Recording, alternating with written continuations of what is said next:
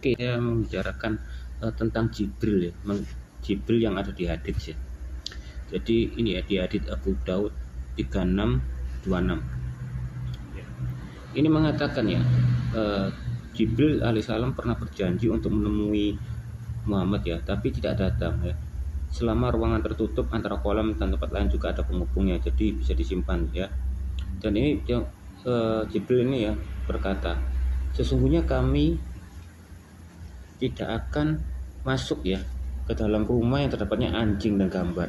Berarti di rumahnya Muhammad itu ada anjing sama gambar ya, nggak tahu gambar apa ya. Nah, setelah itu Muhammad membunuh anjing-anjing ya, hingga beliau juga perintahkan untuk membunuh anjing penjaga kebun yang masih kecil dan membiarkan penjaga kebun yang besar. Dan untuk membunuh anjing yang kecil nanti lama-lama anjingnya yang nggak ada penerusnya lah kok yang kecil dibunuh ya. Jadi Jibril ini takut sama anjing sama gambar ya. Nah, yang kita ketahui ya, jadi musuhnya setan ya, itu anjing ya. Kalau anjing itu bisa lihat setan kan, mesti menggonggong ya.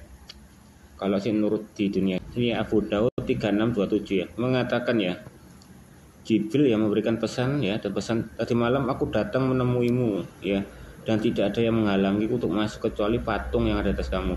Jadi rumahnya Muhammad itu juga sempat ada patung ya, nggak tahu patung apa ya. Namun tiba-tiba anjing milik Hasan, oh ini jadi anjingnya ini milik Hasan ya, anaknya dia mungkin ya, atau Husain berada di bawah kasur ya, namun beliau memerintahkan untuk mengeluarkan hingga pun ia dikeluarkan. Katanya ya haditsnya ngomong dibunuh ya, mungkin anjingnya khusus Nabi aja nggak dibunuh ya Hasan. Oke ya, ini Abu Daud 4075 ya. Ini mengatakan ya bahwa Umar nih melihat Jibril ya dan berkata-kata nih ya. Ini datang seorang laki-laki ya. Ya laki-laki dia berkata-kata sama Umar ya. Dia berkata tidaklah orang yang ditanya lebih tahu dari pertanyaan laki-laki itu bertanya. Kalau begitu kabarkanlah aku tanda-tandanya. Beliau menjawab, jika seorang budak telah mendapatkan kelaparan, engkau melihat orang-orang yang telanjang kaki dan miskin ya. Nah, Umar berkata, laki-laki itu pergi dan aku tetap terdiam selama 3 hari ya. Beliau bersabda, itu adalah Jibril. Berarti kan Umar lagi ngobrol-ngobrol sama Jibril ya, yang datang kepada kalian untuk mengajarkan tentang masalah agama kalian ya. Lalu ada seorang laki-laki dari Musainah atau Jainah bertanya pada Nabi SAW, wahai Rasulullah, bagaimana kita harus beramal? Maka kamu tidak memikirkannya ya. Ya, Ahmad 1575 ya. Ini mengatakan, wahai Rasulullah, Anda melakukan sujud dan saya khawatir bahwa Allah telah mencabut nyawa Anda pada saat itu. Beliau bersabda, ya Jibril mendatangiku ya dan menyampaikan kabar gembira padaku. Dia berkata, Allah berfirman, barang siapa bersolawat ya kepada Muhammad, yang niscaya Allah akan bersolawat ya kepadanya. Dan barang siapa yang mengucapkan salam kepadamu ya, Allah akan mengucapkan salam kepada manusia itu tersebut ya. Oke, ini Ahmad 15972. Tadi kan Umar kan bertemu dengan malaikat Jibril ya, tanpa melihat ada suatu terang atau merasa takut ya. Ya. Dan ini juga ya di Ahmad 15972 ya, 15972 ini mengatakan ya, ini ya, ada Muhammad itu lagi ngobrol-ngobrol dengan orang ya. Ya, malaikat Jibril mendatangi pula memintakan agar para sahabatku siapa yang bersamaku mengangkat suara mereka ya waktu tabiyah itu ikal. Saya bukan ini ya.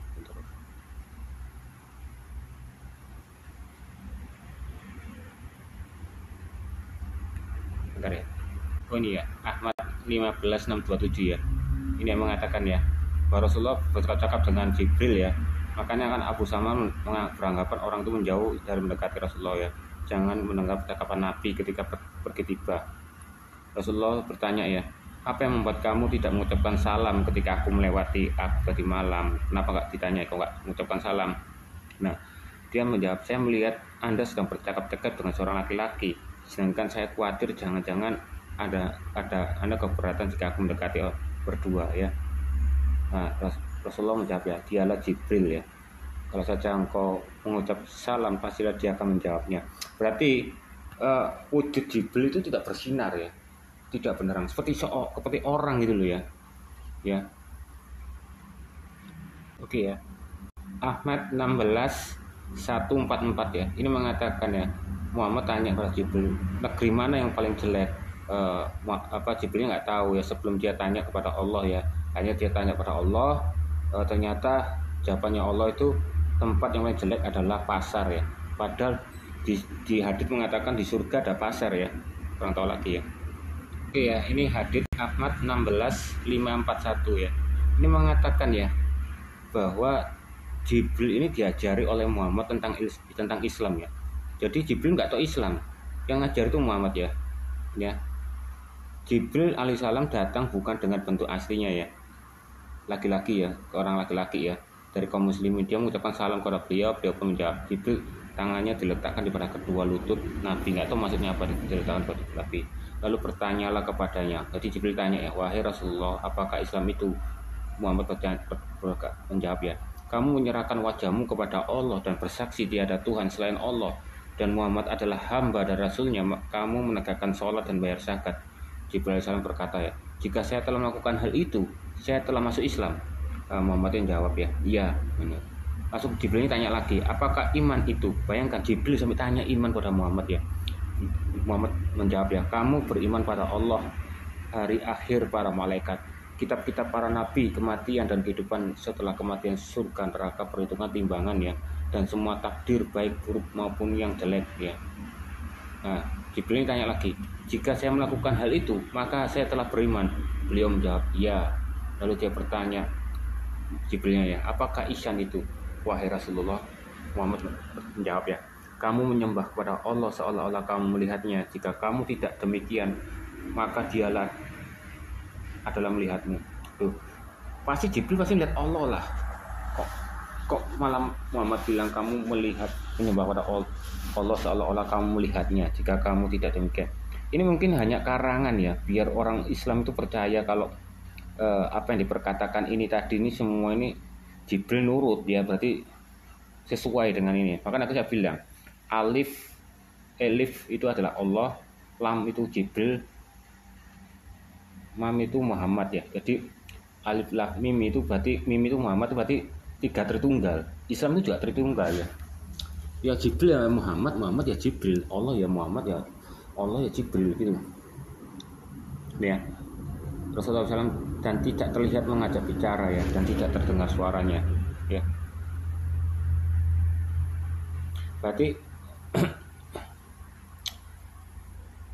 berkata kapankah hari kiamat itu wahai Rasulullah? Bahkan Jibril tanya Muhammad tuh kiamatnya kapan? Berarti hebat ya. Padahal Yesus saja hanya Bapa ya, yaitu tubuh rohnya Yehova sendiri yang tahu kiamat itu kapan. Soalnya kok Yesus kan cuma jiwanya, pikirannya ya, dia nggak tahu. Lebih bagus gitu, soalnya berarti Yesus nggak bohong. Kalau misalnya kok dia tahu, nanti pasti murid-muridnya Yohanes yang dikasih beritahu kapan, nanti diberitahu lah, tambah repot kan. Makanya jadi lebih baik memang Yesus nggak tahu ya. Dan ini Muhammad tahu ya. Sallallahu alaihi wasallam bersabda, Maha suci Allah, 5 hal gaib yang tidak ada yang mengetahuinya kecuali Allah. Salah ya, Allah sajalah yang mengetahui ilmu hari kiamat ya, menurunkan hujan, mengetahui apa yang ada di rahim ya. Tapi Allah melemparkan lagi bahwa Allah yang tahu ya, tidaklah jiwa yang mengetahui apa yang, tidak ada jiwa yang mengetahui di mana dia akan meninggal.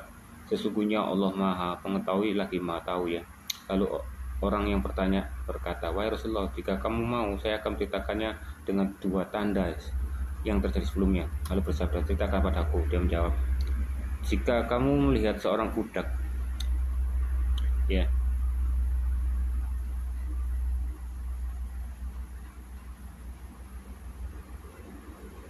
berarti ini di sini ada manusia juga ya. Maka manusia itu melihat ya nih, dia lagi berbicara ya, tapi orang yang diajak ngomong nggak diajak ngomong Muhammad tuh nggak kelihatan ya, dan tidak mendengar suaranya. Maksudnya suaranya Jibril juga nggak dengar, yang terdengar hanya suaranya Muhammad Komat Kamit dulu ya. Jadi berarti di sekitarnya yang di umat Islamnya itu Muhammad nggak saya lihat Jibril ya.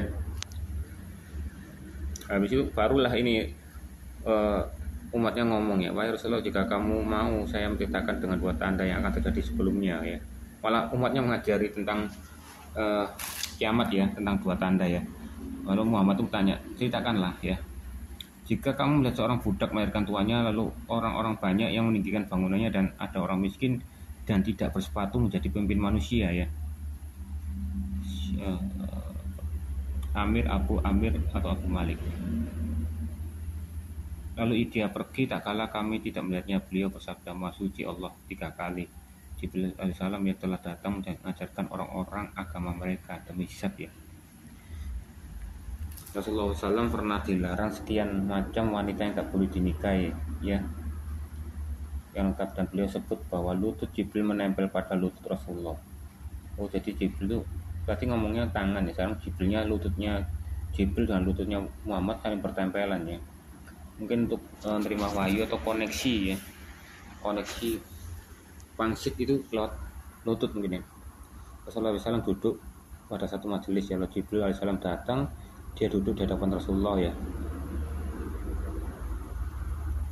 Saya akan ceritakan dengan tanda-tanda kiamat selain hal itu. Jibril alaihissalam berkata, ya wahai Rasulullah, ceritakan Rasulullah sallallahu alaihi wasallam bersabda, jika kamu lihat budak yang melahirkan tuannya, lalu menyebutkan hadits secara lengkap.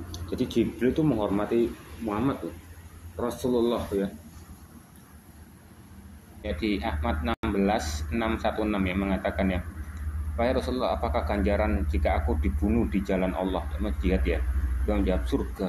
Kemudian ketika beliau berpaling, beliau bersabda, kecuali utang ya. Tapi nggak tahu di hadits juga mau berbicara kalau Muhammad itu ngutang ya, mengutangkan baju besinya kepada orang Yahudi dan sampai sekarang belum dibayar ya. Tadi Jibril alaihissalam telah memberitahukannya kepadaku. Jadi sama ya, Ahmad 16:617 ya mengatakan ya, utang juga ya sama ya, itu bisa nggak bisa masuk surga ya. Ahmad 16:833 ya, bahwa Jibril mendatangi beliau saat pertama kali menyampaikan wahyu ya. Lalu Jibril mengajarkan wudhu dan sholat kepada Muhammad ya. Maka saya berwudhu, beliau mengajarkan seceduk dan memercikannya ke arah kemaluannya ya juga ya. Oke, ini Ahmad 16:851 ini sama nih juga nih. Muhammad mengajar Jibril tentang Islam ya. Dan sehingga ayat yang ada di mana ya, di Al-Quran ya, Al-Quran Luqman 31 itu ajarannya Muhammad sendiri kepada Jibril ya, bukan Jibril yang mengajari Islam ya, tapi Muhammad yang mengajar Jibril tentang Islam ya, tentang ini ya. Subhanallah, ada perkara gaib ya, tidak ada yang tahu ya kecuali Allah yang salah dari perbuatan, semoga Allah melindunginya darinya. Itu dari kata-katanya dari sini ya, waktu Muhammad ngajari Jibril Islam. Ini Ahmad 18043 ya, ini mengatakan ya, seorang wanita berkata pada Rasulullah SAW ya, saya tidak melihat temanmu Jibril ya, kecuali telah meninggalkanmu. Ini sewaktu Muhammad mengalami perhentian wahyu ya, dia sempat stres ya. Namanya wanita ini mengatakan bahwa tidak melihat Jibril ya, kecuali dia meninggalkanmu. Maka keluarlah ayat Al-Quran ini ya, Ad-Duha 3 nih ya, maka turunlah ayat, Tuhanmu tidak meninggalkan kamu dan tiada pula benci sama kamu ya.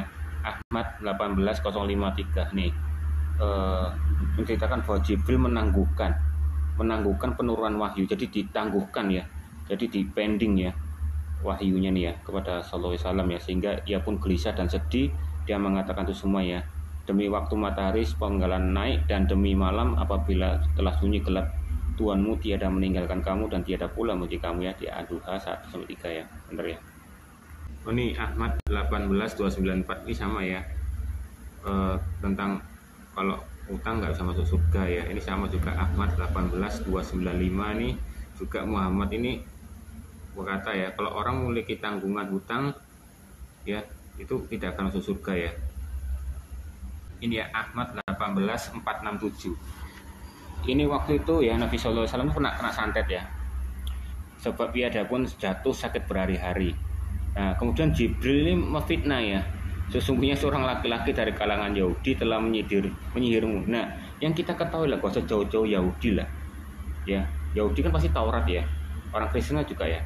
Nah apakah ada ayat-ayat Kristen, ayat-ayat Taurat yang bisa dibuat santet, pelet dan sebagainya? Nggak ada. Yang ada itu ayat-ayat Al-Quran tuh ya, dibuat pelet, santet, ya, pelarisan, kekebalan dan sebagainya kan ilmu sihir kan Al-Quran itu yang bisa dibuat gitu ya.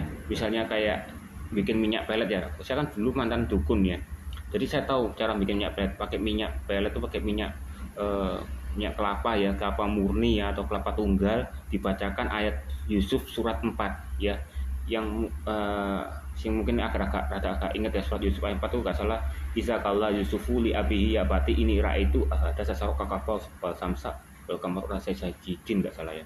Nah itu dibacakan sampai 4.444 kali ya. Saya pernah membacakannya karena saya pernah bikin minyak pelet ya. Dalam sekali dudukan, bayangkan panjang itu 4.444 ya. Bisa kalau suku liapi batini itu ada sasarok kakapau samsa wal kamar yuhum bisa jidin ya. Bisa kalau suku liapi kayak gitu. Ditambah juga pakai kata-kata Yasin 82 inama amruhu isaroda sa'an yakulahu kun, dikasih kata-kata hajat, mau santet atau mau kutub, baru diakhiri payakun. Nah seperti itulah. Itu kan semua dari mana? Al-Quran semua. Kekebalan itu pakai surat Al-Hadid ya, dibacakan ditaruhkan di atas yang bagian besi ya, istiman besi dimasukkan ya, dilebur, dimasukkan gotri, dimasukkan di botelan loloh, itu kekebalan itu semua dari mana? Loh, ini bisa berkata kalau Yahudi ya yang bisa dibuat itu kan nggak mungkin ya. Alisan mendatangi dan berkata, sesungguhnya seorang laki-laki dari kalangan Yahudi telah menyihirmu, membuat buhul untukmu di sumur ya. Utus seseorang untuk mengambilnya, maka Rasulullah SAW mengeluarkannya, ya. Setelah itu Rasulullah SAW pun berdiri seolah-olah beliau sudah terbebas. Tuh, ngomong sok sembuh. Paling Muhammadnya sendiri yang fitnah Yahudi kalau disanteti ya. Beliau tidak lagi menyebut orang Yahudi itu, dan beliau pun tidak pernah melihatnya hingga meninggal ya.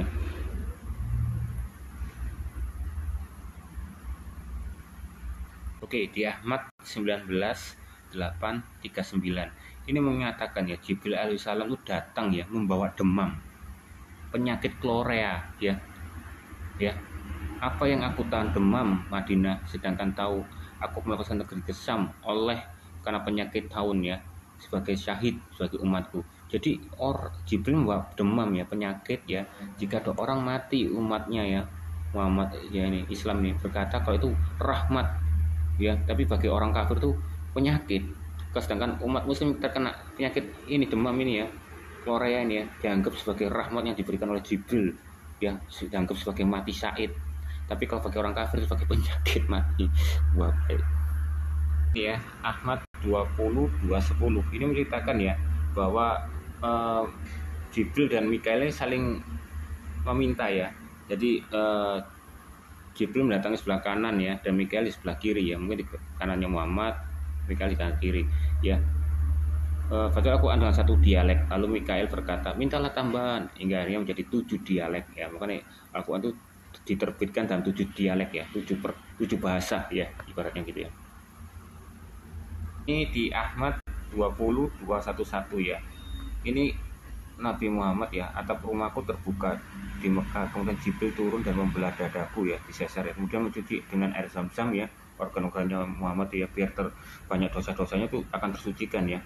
Lalu ia datang dengan membawa bejana dari emas yang penuh berisi dengan hikmah dan iman. Ini beda dengan kalau di Alkitab, orang yang menebus dosa ya, korban bakar-bakaran tuh yang terima tuh imam ya. Imam tuh suku Lewi ya, ditahirkan secara otomatis, sudah dibersihkan dari segala dosa-dosanya oleh Yehova. Beda dengan pentahirannya orang Islam ya. Muhammad tuh ditahirkan dengan cara dibelah ya dadanya, dicuci organ-organnya ya, itu dipasukkan ke dalam bejana emas yang penuh dengan hikmah dan iman. Jadi iman itu dari berkat dari bejana emas itu, bukan iman ditimbul dari diri kita sendiri, tapi iman itu ditimbul dari bejana emas gitu loh. Jadi Muhammad itu butuh dukungan iman itu dari bejana emas itu tadi. Imannya didapat dari situ ya. Ahmad 20.235 ya. Jibril berkata, sesungguhnya Allah menyuruhmu untuk membacakan Al-Quran kepada umatmu dengan satu dialek. Beliau bersabda, aku bermohon pemaafan ya dan ampunan Allah ya, sungguh umatku tidak mengucapkan dengan satu dialek. Nah ini menurut logikaku ya, kenapa dia menggunakan 7 dialek? Ini sebab karena di Al-Quran mengatakan bahwa Nabi atau Rasul hanya diutus sesuai dengan agama, dengan bahasanya sendiri. Jadi kalau Musa kepengen jadi nabi, jadi harus bisa bahasa Arab, baru itu jadi nabi. Nah, Muhammad ini nggak pernah bahasa Arab di Indonesia, nggak pernah bahasa Indonesia di Indonesia, jadi bukan nabi bagi orang Indonesia. Nah, ibaratnya gitu. Nah, makanya dia dipaksa untuk 7 dialek, biar agama Islam itu bukan hanya di Arab saja, ya. 7 dialek itu jadi agama, jadi bahasa apa saja ya, sebentar ya. Ya, lihat. 7 dialek ya. Jadi bahasa Quraisy, Husail, Syakif, Wasin, Kinah, Tamim, Yaman. Jadi Muhammad kan sedang menyerang Yaman juga kan, menyerang daerah-daerah lain ya. Jadi biar dia jadi nabi di suatu kaumnya, dia menggunakan 7 bahasa dialek. Ini aja Quraisy, Husail, Syakif ya. Biar jadi nabi di sana, di zaman juga itu. Makanya disebabkan itu tadi ya. Nah, karena itu ya menggunakan model ini. Tapi sayangnya Muhammad tidak menciptakan dialek Indonesia. Kalau menggunakan dialek Indonesia maka resmilah Muhammad itu jadi nabinya Islamnya untuk Indonesia. Ya, karena di Al-Quran mengatakan bahwa nabi dan rasul hanya diutus di bahasa kaumnya sendiri, ya. Jadi Allah tuh mengutus hanya ke nabi dan rasul hanya orang yang di bahasanya sendiri. Tapi Muhammad gak pernah berbahasa Indonesia ke Indonesia, jadi bukan nabinya. Dan gak pernah ke Amerika, ya bahasa Inggris, jadi bukan nabinya gitu loh. Ya. Ahmad 20238 ya. Ini ya. Ketika beliau berada di perkumpulan Bani Ghifar, nah ini dia mengatakan, wahai Muhammad, Allah menyuruhmu membaca Al-Quran dengan 1 dialek. Nah, akhirnya dia menambah 7 dialek ya, ini termasuk ini tadi ya, bahasa ini tadi ya. Ini ya, Ahmad 20941 ya. Ini menceritakan ya. Ya, saya agak bingung ya. Saya memasuki kediaman Al-Mukhtar ya. Kemudian dia memberiku bantal. Kan bagus kan? Andaikan saudaraku Jibril tidak berdiri dari bantal ini, ya, pasti aku tetap akan memberikan bantal itu untukmu. Saya ingin menebas lehernya. Hanya saya ingat hadits yang diceritakan saudaraku Ammar bin Ahmik ya. Dia berkata Rasulullah SAW bersabda ya, siapapun mukmin yang telah memberi jaminan keamanan pada orang mukmin lain atas nyawanya, kemudian ia membunuhnya, maka saya terbebas dari si pembunuh itu. Ini ya, Ahmad 21472. Ini mengatakan ya, saya melihat Rasulullah SAW ya diikuti oleh orang-orang, lalu saya mengikuti mereka ya. Ini ada hal yang terpenting di dunia sama seperti yang lain. Rasulullah SAW mendatangiku, kemudian memukulku dengan tulang ekor, dahan dan siwak ya, dan suatu benda yang beliau bawa ya. Demi Allah, pukulan itu tidak menyakitiku. Lalu aku bermalang berkata, tidaklah Rasulullah SAW memukulku kecuali karena satu hal yang diketahui Allah SWT ya. Hatiku berkata, aku harus memenuhi Rasulullah SAW pagi nanti. Kemudian Jibril alaihissalam ya turun ya dari surga yang mendatangi Nabi SAW dan berkata, engkau adalah pengembala, jangan kau mematakan tanduk gembalamu. Ya, jadi Muhammad itu adalah pengembala ya, sama seperti Yesus ya. Rasulullah SAW ya bersabda, orang-orang mengikutiku, aku tak suka diikuti. Oh, jadi Muhammad tak suka diikuti, itu kan diikuti ya. Maka dipukul tadi, ya Allah, orang yang aku pukul atau celah jadikan itu sebagai penghapus dosanya, sebagai pahalanya. Oh, jadi keren ya. Jadi siapa ya yang dipukul Muhammad ya, itu akan sebagai penghapus dosanya ya, dan sebagai pahala. Aku bersabda, ampunan rahmat atau seperti yang beliau sabdakan. Luar biasa ya. Pukulannya Muhammad itu sebagai penghapus dosa dan sebagai pahala bagi orang yang dipukulnya Muhammad ya. Ini ada yang sama ya, Ahmad 22565 ya, mengatakan ya, kalau ada orang yang melihat Jibril itu nggak seperti terang, seperti orang biasa gitu ya, berwujud laki-laki ya. Dan ini kan dia melihat ya Alaihissalam tengah duduk di tempat duduk, aku menyerahkan salam dan kemudian menyingkat ya, saat aku kembali Nabi SAW hendak pulang, beliau bersabda, apa kau lihat yang bersama tadi? Harits menjawab, ya Rasulullah, sesungguhnya dia adalah Jibril ya, ia menjawab salammu. Ini ya, Ahmad 25950 ya, ini mengatakan yang tentang bantal tadi ya. Tidakkah Jibril berdiri kecuali dia sebelum berada di sampingku ya, di rumahnya Mukhtar tadi ya. Alaihissalam ya, berkata, jika seorang memberi keamanan, maka janganlah kamu bunuhnya ya, dan ini memberiku keamanan dengan jaminan darahnya, maka aku tidak akan menumpahkan darahnya. ya, hadits Bukhari 48 ya. Ini sama ya. Jibril diajarkan Islam sama Muhammad ya, ya. Bahkan Jibril gak tahu artinya iman. Apakah iman itu? Nabi Muhammad menjawab ya, iman adalah kamu beriman pada Allah, malaikat-malaikatnya, kitab-kitabnya, pertemuan dengannya ya, dan bla bla bla. Ini sama ya. Ini ya, hadits Bukhari 434. Ini ya, mengatakan ya, wahai Hasan, penuhilah panggilan Rasulullah SAW ya. Permintaan untuk melawan kaum kafir loh. Ini kaum kafir loh, bukan nama negara. Kalau di Alkitab kan nama-nama negara, soalnya kondisi perang. Dia mengatakan kafir, berarti kafir ini artinya status, yaitu membabi buta ya. Bukan masalah kondisi perang, menjajah ini ya. Pokoknya yang kafir langsung diserang ya. Bukan masalah perang ini. Kalau perang kan pasti pakai nama negara. Kayak Alkitab kan, seranglah Moab itu, seranglah suku Kanaan itu, kan? Seranglah Mesir itu kan. Ya ini enggak, ini kafir, berarti status ya, nggak lihat negara. Berarti ini abadi perintahnya, meskipun Muhammad wafat ya, perintahnya tetap abadi.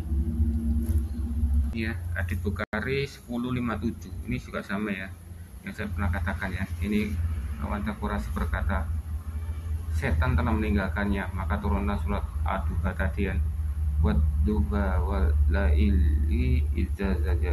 Tidak perlu rabuka wa kalah demi waktu duha matahari ya. Jadi seperti Ad-Duha sama ya, 1-3 ya. Karena ini malaikat Jibril sekian lama tidak datang menyampaikan wahyu kepada Nabi Muhammad ya, sehingga seorang Quraisy berkata setan telah meninggalkannya ya.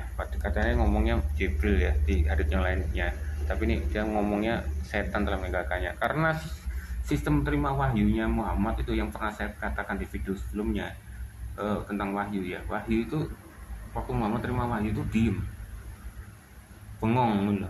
Terus keluar keringatnya netes, itu berarti dia terima wahyu. Kalau keluar keringat netes itu.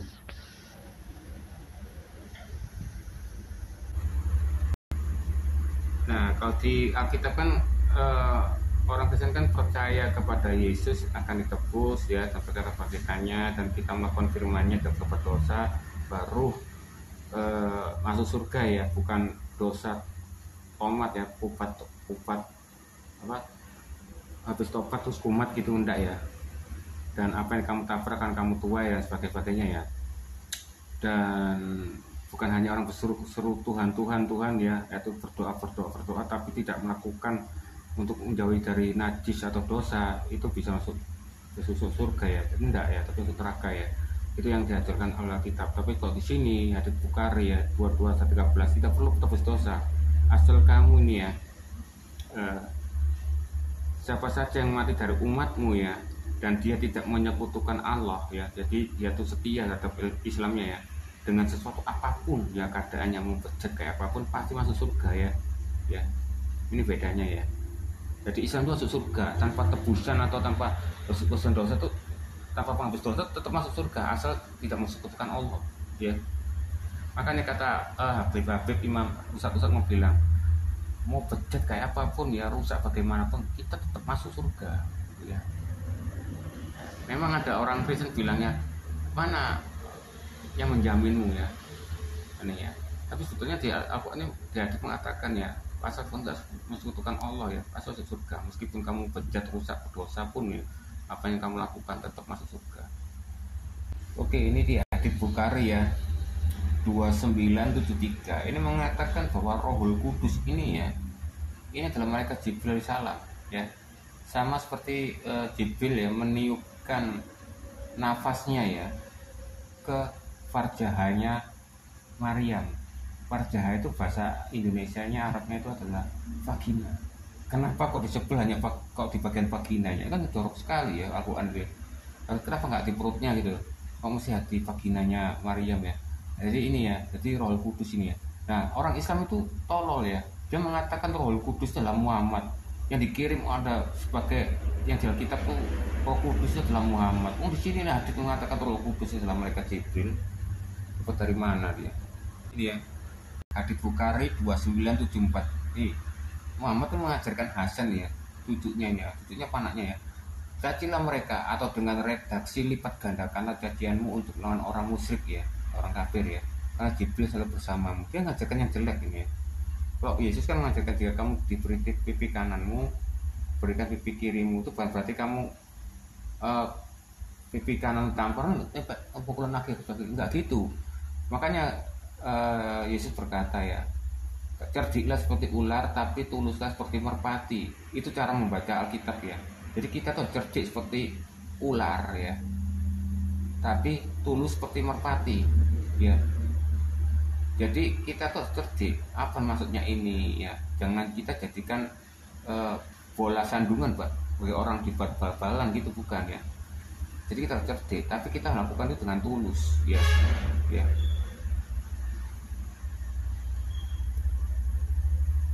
Oke ya, ini Bukhari 30:82. Ini mengatakan ya, Muhammad berkata ya, ya.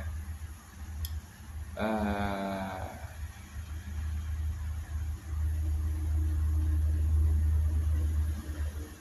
Apakah tanda-tanda hari kiamat ya? Apakah makanan pertama penghuni surga, dan bagaimana seorang anak bisa mirip dengan ayahnya, dan bagaimana bisa mirip dengan ibunya? Maka Sallallahu Alaihi Wasallam ya, baru saja Jibril Rasulullah memberitahukan aku, dia berkata, maka Abdullah bin ya, adalah dia Jibril ya, malaikat yang dimusuhi orang Yahudi.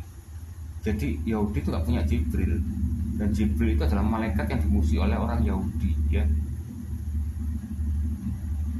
Adapun tanda pertama hari kiamat adalah api yang muncul ya, akan mengiringi manusia dari timur menuju barat ya. Adapun makanan pertama penduduk surga adalah hati ikan hiu. Sedangkan kemiripan seorang anak dengan bapaknya adalah apabila sang suami mendatangi istrinya ya. Apabila air mani suami mendahului air mani istrinya, berarti akan lahir anak yang mirip dengan bapaknya. Nah ini katanya bukti adalah sign ya. Ya. Tapi dia salah. Ya. Wanita tidak mempunyai air mani, dia hanya pelumas ya. Ini di SMA IPA diajari ya. Gak tahu orang yang nggak masuk IPA ya, SMA-nya diajari. Wanita itu tidak punya air mani, dia hanya punya pelumas. Nah, yang punya air mani adalah laki-laki. Dia mengeluarkan tuh minimal harus 1.000. Nah, 1.000 itu yang hasil itu cuma satu ya. Kalau jika menghasilkan 1.002, berarti biasanya anaknya kembar ya. Dan itu harus bagus. Kalau jelek kondisinya, anaknya akan jadi cacat atau jadi autis itu loh. Jadi bukan Yehova merencanakan kejahatan, tapi kalau Islam itu kan karena takdir ya, berarti kan merencanakan ya. Nah itu. Nah, jadi kenapa kok bisa hasilnya jelek ya? Mungkin karena kamu makananmu kurang sehat, mungkin bagian telurmu ini kena kerja yang susah-susah ya, kena tertekan dan sebagainya, akhirnya kondisinya nggak bagus dan sebagainya. Nah itu ya, atau kena radiasi dari sinar ya, dari sinar X-ray itu juga ya, itu juga mengandung radiasi juga ya. Nah itulah ya. Jadi akan benih itu akan menuju ke satu sel telur ya, satu sel telur itu membuahi, bukan wanita tuh menghasilkan mani ya. Ini sangat konyol kali ya. Bahkan ada yang mengatakan air mani itu hasilnya dari tulang punggung. Nah itu karena Muhammad sering ngesek, maka dia sakit punggung, bahkan beranggapan bahwa air mani itu dari punggung. Nah kalau anak-anak zaman dulu kan ngomong, loh ini kok kakimu kok bagian pinggir lututmu kok kempong, kok tandus, kamu seneng onani ya? Biasanya kan gitu ya. Jadi orang beranggapan nanti air mani itu dari situ. Nah kayak gitulah Muhammad tuh mikirnya dari situ ya. Nah berarti kalau antara air mani wanita dan cowok tuh ya, siapa yang lebih dulu? Nah kalau yang dulu wanita berarti nanti anaknya mirip dengan ibunya. Kalau air maninya yang dulu berarti kan kejar-kejaran kan. Ayo, kejar-kejaran kemana? Ke rahim. Berarti gak ada pembuahan, saling kejar mengejar. Nah itu loh kan konyol kali ya.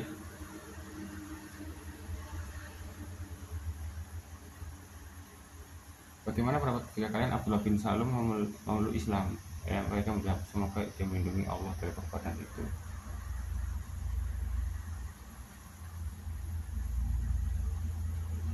Iya, Bukhari 3484. Ini ya, lucu ya.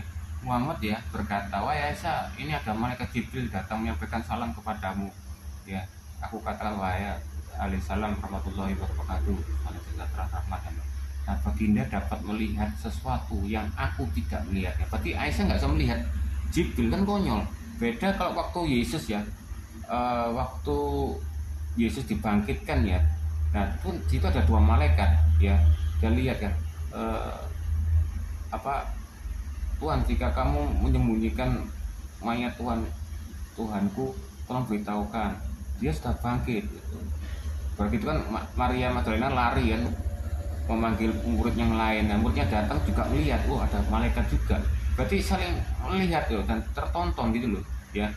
Bahkan waktu Yesus berdoa ya, waktu mau disalib itu juga didatangi oleh Musa, Nabi Musa ya, dan Abraham nggak salah ya, Abraham atau Elia ya. Nah itu, nah muridnya bisa melihat ya, dan melihat terang ya.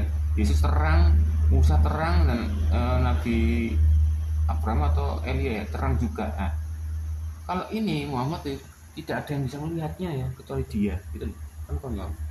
Bahkan kalau ada orang lihat itu, ada seorang laki-laki, kamu lihatnya, itu Jibril gitu. Ini ya, ada Bukhari 4404 ya, waktu katanya Muhammad bilang ya, lo Jibril mengajari kamu agama ya ke semua orang ya, tapi tidak ada yang melihatnya. Ini juga diteguhkan ini ya. Kemudian Nabi SAW ya bersabda, sesungguhnya itu Jibril, dia datang untuk mengajari manusia perkara agamanya ya. Tapi ini ya, ini ya, maka para sahabat itu mencari untuk memanggilnya, namun mereka tidak melihat sesuatu pun ya. Jadi hanya Muhammad sendiri yang melihatnya ya. Nah, ini kontradiksi juga di Bukhari 4477 ya. Ini mengatakan ya di Al-Maidah 67 ya. Ini ya, tentang hai Rasul, sampaikanlah apa yang diturunkan kepadamu dari Tuhanmu. Ini di Al-Maidah 67 ya. Nah, di sini juga mengatakan ya, hanya saja beliau pernah melihat bentuk Jibril 2 kali. Padahal di hadits ketemu Jibril bolak-balik, kok di sini kok cuma 2 kali ya. Apa waktu di zamannya Al-Maidah ini ayat turun ya, baru itu Muhammad hanya ketemu Jibril 2 kali mungkin, maksudnya gitu mungkin ya. Ini juga waktu turunnya Luqman 34 nih ya, lalu saat membaca ayat ya, rasa orang pun yang dapat mengetahui dengan pasti apa yang dibicarakannya besok. Ya itu turunnya 34. Dan ini surat Asyura nih jam 51 nih waktu turunnya ini juga ya. Dan tak mungkin bagi seorang manusia bahwa Allah berkata-kata dengan dia kecuali perkara wahyu atau di belakang takbir ya.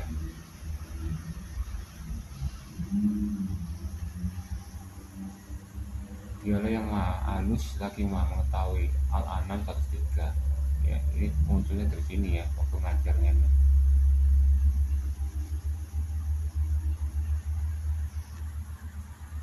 Ini ya, Bukhari 4478 mengatakan ya, cirinya Jibril itu mempunyai 600 sayap. Wah, banyak sekali. Berarti Jibril gak berbentuk ketutupan sayap ini berarti ya. Ini sama di surat Al-An'am 9-10 ya.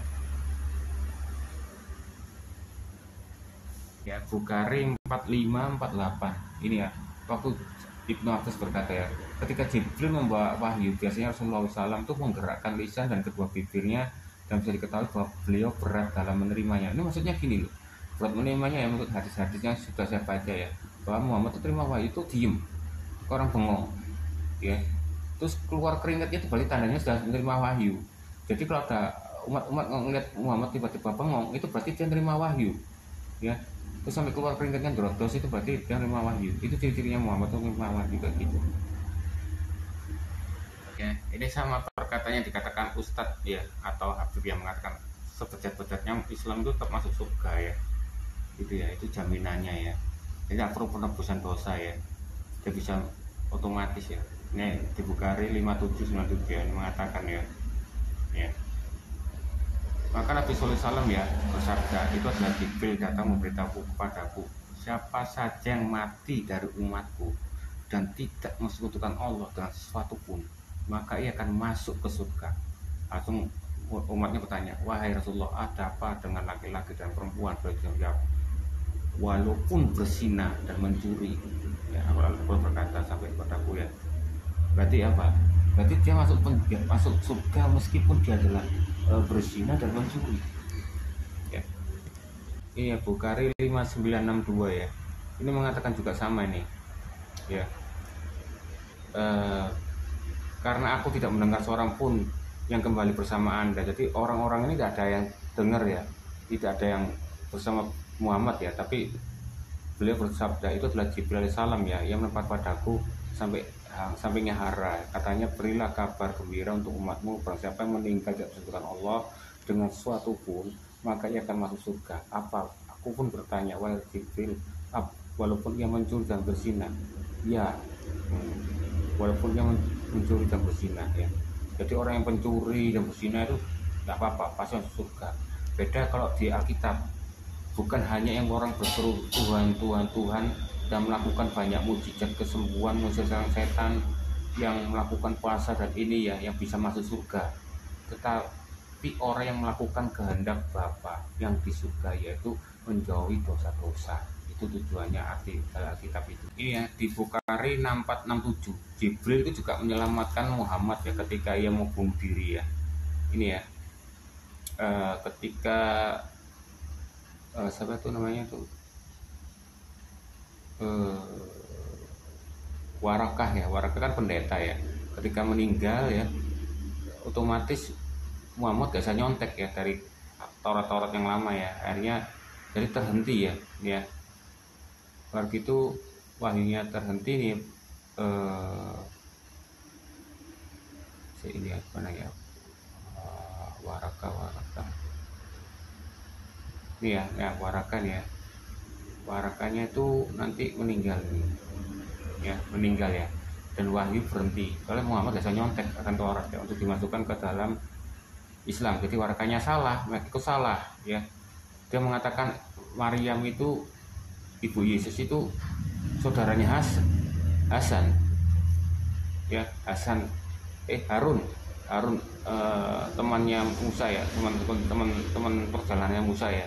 Nah sedangkan jarak antara Maryam dan Harun itu beda ya, kayak salah ya. Tapi saya terkadang nulis Al-Qurannya begitu, saya terhafalkan semua orang, akhirnya dibiarkan ya kesalahan itu disindir sama orang Nasrani, orang Kristen Arab. Lu ini kok salah, Maryam lu sama Harun itu gak saudaraan ya. Tapi setelah lanjut itu ada adiknya gitu ya sejarahnya. Nah ketika itu barulah ya ini ya Muhammad stres ya, sedih, stres. Nah, hingga beliau berkali ingin bunuh diri ya, menerjunkan diri di puncak gunung ya. Setiap kali naik puncak gunung ya, menerjunkan diri, Jibril menampakkan diri ya, Muhammad, sesungguhnya engkau betul-betul Rasulullah. Jadi Muhammad itu diyakinkan Jibril, Muhammad percayalah, kamu itu adalah Rasulullah, Nabi, gak perlu bunuh diri, kalau muslim warga gak ada ya. Akhirnya megahkan ya, tenang ya, terguncang lagi, mau bunuh diri lagi. Hari ditanam Jibril ya. Pada hadits lainnya mengatakan sampai 3 kali pokoknya. Bukhari 6901 ya, ini termunculnya ayat Maryam ayat 64 ya. Ya.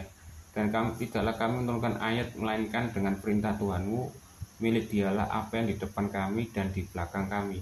Jadi ya semua ayat terjadi itu karena Jibril ya. Nah, dia itu protes sama Jibril, apa yang menghalangimu untuk mengunjungku lebih sering ya daripada apa yang telah lakukan.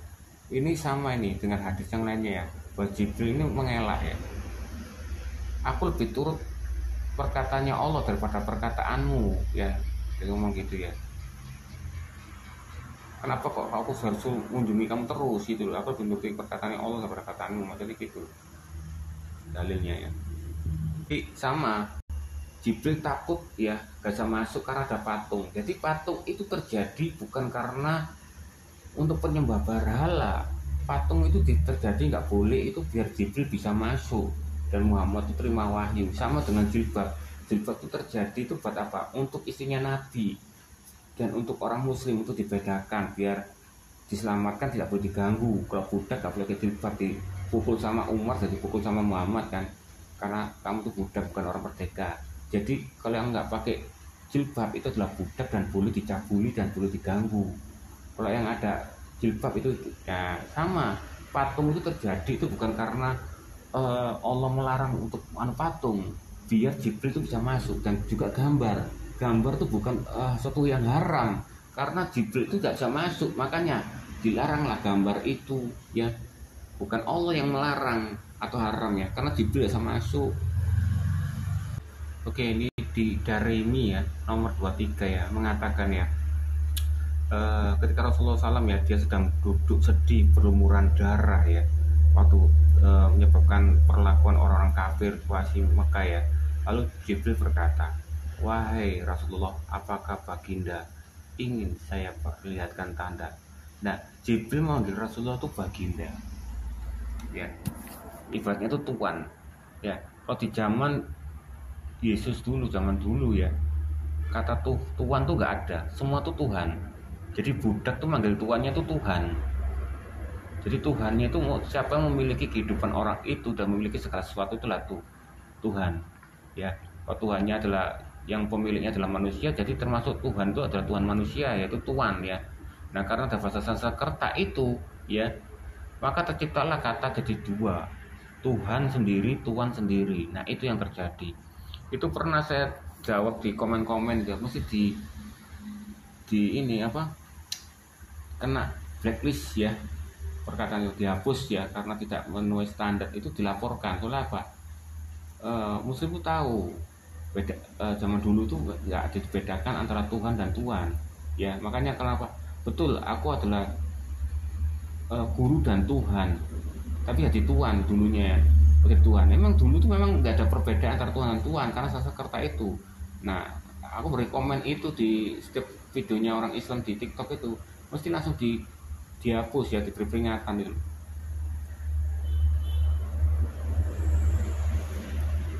Nah, berarti kalau dia dipanggil baginda Tuhan di zamannya dulu sebelum ada Sanskerta ya, berarti Jibril itu memanggil Tuhan aslinya itu, tapi diganti baginda terjemahannya.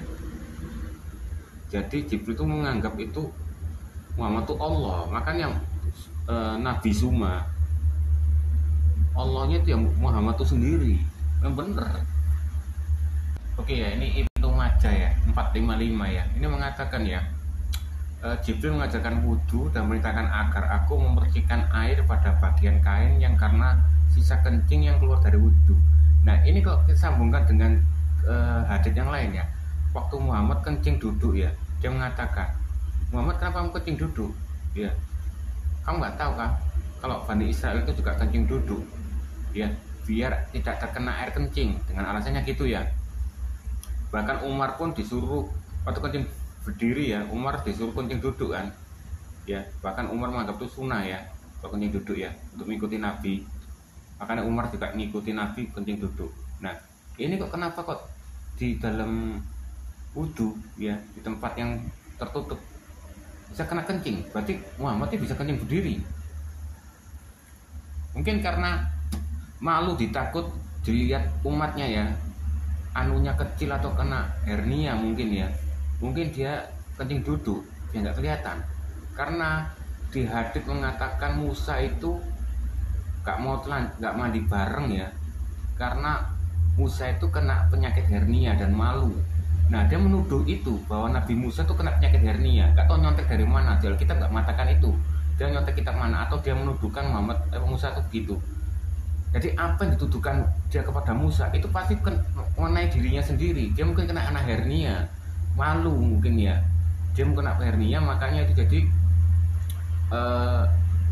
malu dilihat orang, dia mesti kencing duduk ya.